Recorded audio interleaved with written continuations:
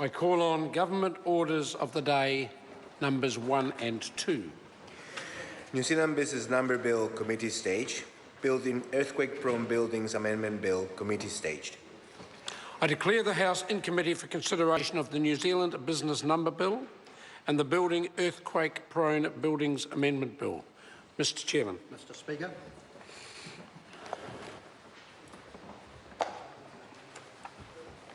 Mr. Chairman.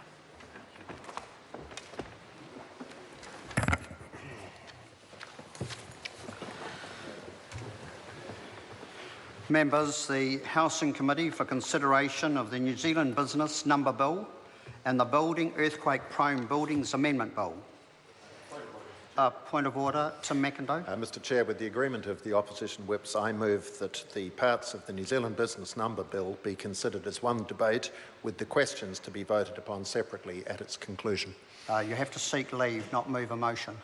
I beg your pardon, I seek leave for that course of action. Do you require me to Leave repeat? is sought for that course of action. Is there any objection? There is no objection.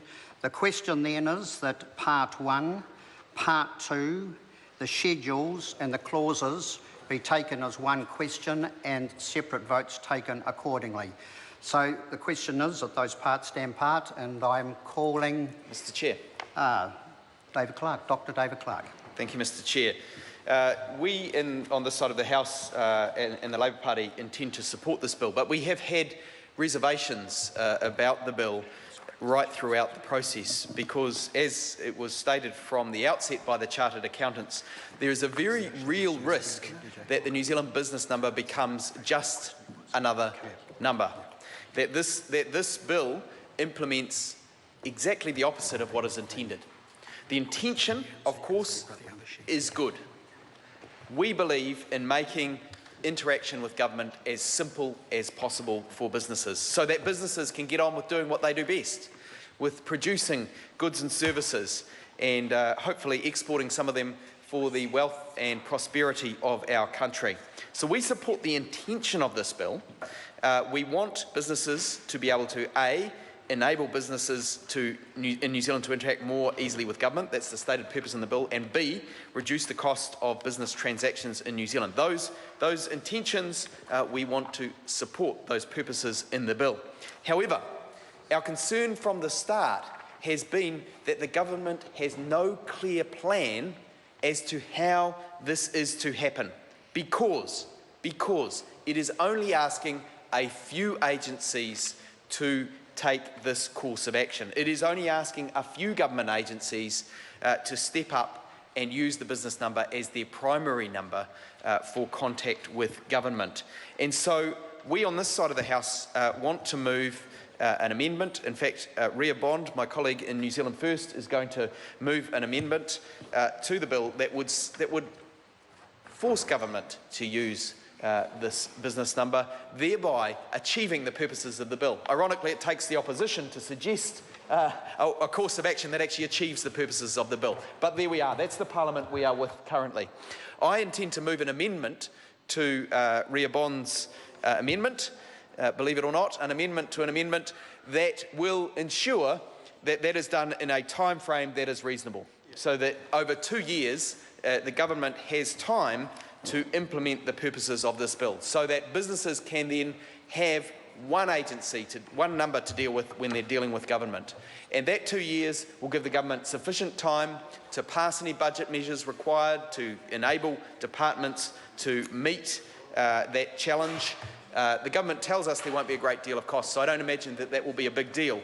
But we've learnt not to trust entirely what the government says when it comes to IT programs. We've seen what's happened at the IRD with child support legislation, revisiting this House several times, and we've seen what's happened with privacy matters at several departments under this government's watch. So we will give them time to sort out their own affairs so that they come back to this House, sort out any budgetary matters, switches that need to happen so that they can implement this bill and achieve the purposes, the very purposes that are specified in the bill. That is a single point of contact for all businesses with the New Zealand government in terms of having just one number that they need to use to interact with government.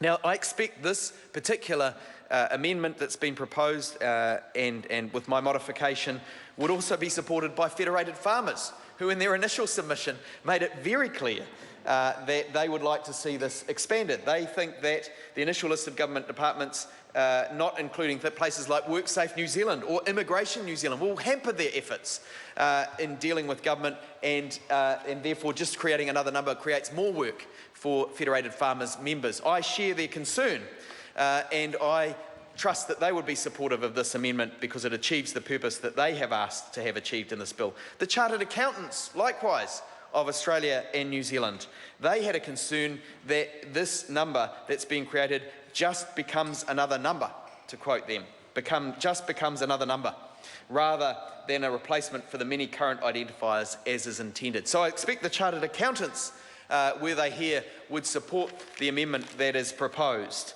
because it ensures that the bill's purpose is achieved.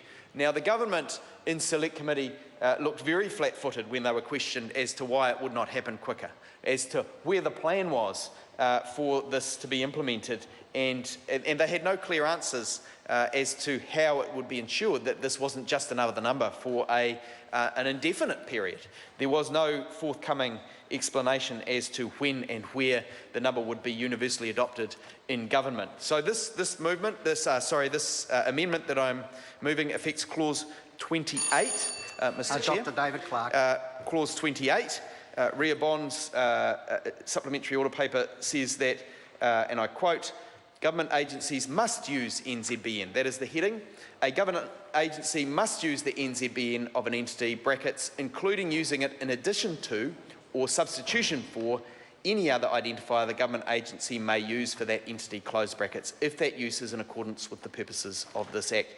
My amendment to her amendment simply slots in the word after a government agency must, the words within 2 years of the Act coming into force. It gives government time to order its affairs, to make sure this change happens without the kind of embarrassment that they've had to face in respect of child support legislation, where they've had to come back to Parliament to change the very acts they've put through Parliament because they weren't able to deliver on them.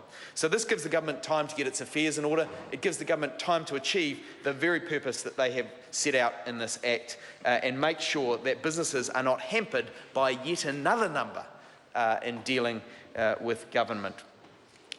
So this slow implementation that will otherwise happen will incur additional cost for businesses, because we already know that the very argument behind this bill is that too many numbers has an additional cost, an additional compliance component as businesses wrestle with the different parts of government and the different numbers that are required and so on. And so it also avoids the jeopardy, the double jeopardy, the potential conundrum that arises if agencies wait for all businesses to adopt the number. If everyone kind of adopts a wait-and-see approach, government doesn't seem to be adopting it fast, we won't adopt it fast, and that kind of slow progress where the number falls by the wayside because government agencies aren't implementing it and people aren't using it. This is a very sensible amendment. I commend Ria Bond on putting it forward, and I will take some credit for ensuring it has the right time frame around it. Far be it from me to be a wallflower in this particular debate, but it is an important amendment, and it does make sure that the bill achieves its own purpose. And how ironic it is that the government could be putting forward a bill that actually achieves the opposite of its own stated purpose. How ironic that we could be spending taxpayer money in the hundreds and thousands to put this bill through the House with all of the parliamentary staff, all the MPs here putting it through the House and the costs attached to that, just so that it could achieve the opposite of what is laid down. I look forward to the government supporting Ria Bond's amendment with my amendment to it, because it is a sensible way forward. It ensures that the bill really does achieve what it sets out to achieve in making one point of contact, one number for businesses to use when they interact with government. It will reduce compliance costs. I expect it will keep federated farmers and chartered accountants happy in their request, and rightly so. It is a very sensible thing to do to reduce compliance costs, to support businesses to have more time to get on with the good things that they do to make our economy more prosperous. And so, as I said from the outset, we will support the bill, and we trust that the government will see sense and actually seek to implement the very bill and its purposes as it is stated in its own propaganda. Brett